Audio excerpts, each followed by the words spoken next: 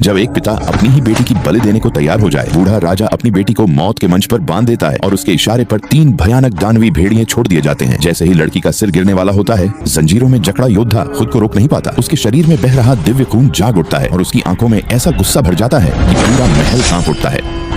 राजा तुरंत सैनिकों को आदेश देता है कि भेड़ियों को उस पर छोड़ दो और लोहे का फाटक बंद कर दो, लेकिन अब बहुत देर हो चुकी होती है। वह अपनी जंजीरें तोड़ देता है, एक ही छलांग में राजकुमारी तक पहुंचता है और उसे बचा लेता है। तभी तीनों दानवी भेड़िए एक साथ उस पर टूट पड़ते हैं। वो पहले भेड़िए को उठाकर इतनी जोर से पटकता है कि उसकी जान निकल जाती है। दूसरा भेड़िया उसके शरीर में दांत गड़ा देता है, लेकिन वह उसकी गर्दन पकड़कर इतनी ताकत से दबाता है कि उसकी आखिरी चीख पूरे महल में गूंज उठती है। अब तीसरा भेड़िया उसके टखने को जकड़ लेता है। वह अपनी बाह में छिपा नुकीला हथियार निकालता है और एक ही वार में उसे भी खत्म कर देता है। खतरा टलते ही वह काल कोठरी में बंद अपने साथियों को आजाद करता है। अब उनका एक ही लक्ष्य होता है, अत्याचारी राजा का अंत। लेकिन मंदिर पहुंचते ही उन्हें पूरी दुश्मन सेना घेर लेती है। राजा उनके सामने उस योद्धा के बेटे को लाकर धमकी देता है कि अगर उसने हथियार नहीं डाले तो उसका बेटा मारा जाएगा। तभी छिपा हुआ एक साथी तीर चलाता है। तीर सीधे पहरेदार को लगता है और उसी मौके का फायदा उठाकर वे बच्चे को छुड़ा लेते हैं। इसके बाद भयानक युद्ध शुरू हो जाता है। तलवारों की टक्कर, सैनिकों की चीखें और चारों तरफ मौत का मंजर फैल जाता है। लेकिन दुश्मनों की संख्या बहुत ज्यादा होती है, इसलिए उन्हें पीछे हटना पड़ता है। ऊंची सीढ़ियों पर पहुंचकर वह जलते हुए अग्निपात्रों को गिरा देता है। उनमें भरा मछली का तेल सीढ़ियों पर फैल जाता है और देखते ही देखते आग की विशाल दीवार खड़ी हो जाती है। नीचे चढ़ते दर्जनों सैनिक उसी आग में जलकर खत्म हो जाते हैं। फिर भी निर्दयी राजा अपनी सेना को आगे बढ़ने का आदेश देता है। तभी वह योद्धा विशाल पत्थर की मूर्ति के सामने पहुंचता है, जो राजा की ताकत और घमंड का प्रतीक होती है। वह अपनी पूरी दिव्य शक्ति लगाकर उस भारी मूर्ति को धक्का देता है। धीरे धीरे मूर्ति हिलती है और अगले ही पल भयानक धमाके के साथ टूटकर नीचे गिर पड़ती है। उसके नीचे राजा की सेना दब जाती है और अत्याचारी शासन हमेशा के लिए खत्म हो जाता है।